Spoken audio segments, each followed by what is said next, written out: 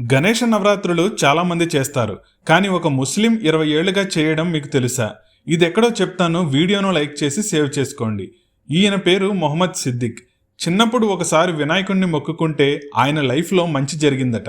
అప్పటి నుంచి ఏకంగా 20 ఏళ్లుగా తన హిందూ మిత్రులతో కలిసి హైదరాబాద్ రామ్నగర్లో గణేష మండపం నిర్వహిస్తున్నారు.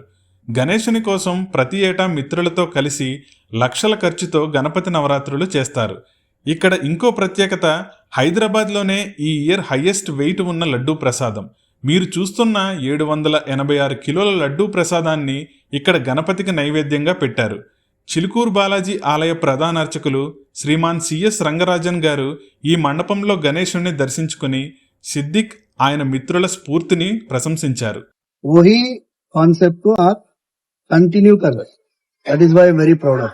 Oscar award winner Rahul Sipligunj ఈ మండపంలో గణేశుణ్ణి దర్శించుకున్నారు.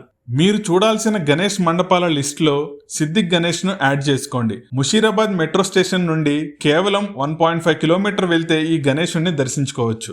ఈ సిద్దిక్ గణేష్ మండపం ఫుల్ బ్లాగ్ భక్తి టీవీ యూట్యూబ్ ఛానల్లో ఉంది, చూడండి.